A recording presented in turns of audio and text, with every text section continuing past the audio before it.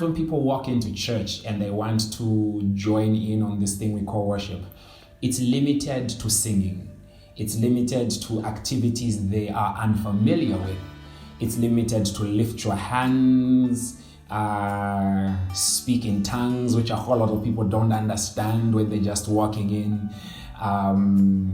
People who are crying on stage as they sing, people who are kneeling down, lying prostrate. Yes, that's the word. Woo! Yes, Lord, the word that was about to come out. Lying prostrate. Forgive me, Jesus. I'm saved. But yeah, lying prostrate and all those things. It's limited, for lack of a better expression, to those expressions. Rhyming, using same words here.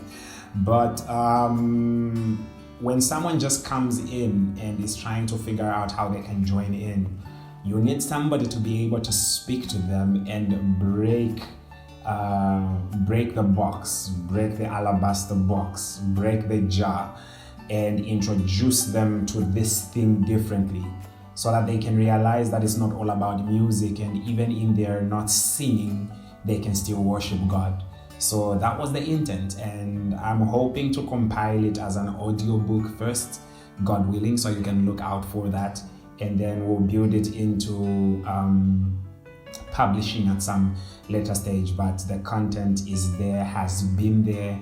If you've heard me speak or talk on or about worship in the last few years, it's probably been from that content, because by God's grace it's there, and I've been able to morph it to audiences so that it doesn't so that it appeals even to the people that are already worshiping God, that are already worshipers, as opposed to it just being targeted at the new and non-believers, because the concepts in their originality and in their titling, even in the book, sick concepts, if I could use that term, borrowing from our millennials. It's sick concepts. So today, she should want your man. Let me break it down. I once heard a stand-up comedian give an example, and he says the difference between men and women is this. A man will see his boy with a girl that he likes, so that's totally fly, beautiful, and all those things, and will be like, nice girl, I need to get me a girl like that. But apparently, a woman will see her girlfriend with a man who's all that and be like, nice guy, I need to get him. So we laughed about it first time that I heard it.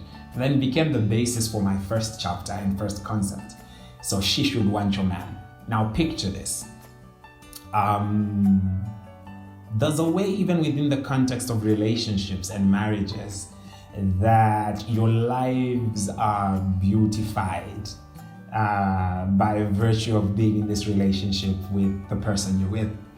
And what begins to happen is, weirdly enough, I think people can testify, how sometimes after you are spoken for is when people begin to see you more, and you wonder why. And sometimes maybe it's because people are blinded to certain things until they see it in someone else's life, and then they're like, hey, I also want that. But they're not willing to wait to get it their own way. They want to get the same thing somebody else has. But she should want your man, bringing it within the context of this particular concept of I want that man, and me still talking about worship, is this.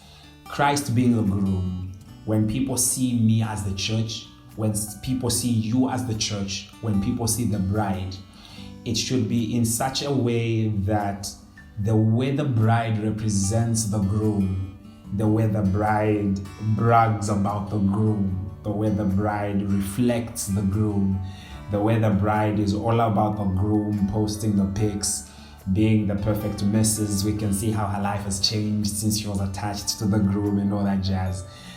That should make another woman look at the bride and want their man. I hope you can catch the concept. The way you've been able to also pretty much almost upgrade him, not in the sense that he was any less before, but it's almost as if he becomes packaged better because of you. She should want your man. So when people meet Jesus through me, I should be able to package Jesus in such a way that he seems so cool, he seems so relatable, he seems so relevant to them that they should want this man named Jesus as well. After they meet me, they should want to meet this Jesus that I'm claiming about. It's almost weird, really, when you think about it.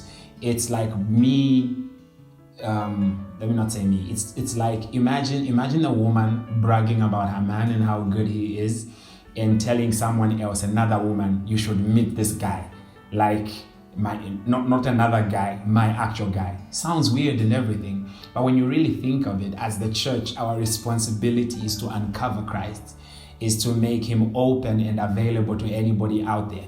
There's a scripture that speaks of a woman covering her head, but the man uncovering his head, and then that the head of the woman is man, but the head of man is Christ. Christ must always be uncovered, must be made plain and bare before the people, for them to see him as he is.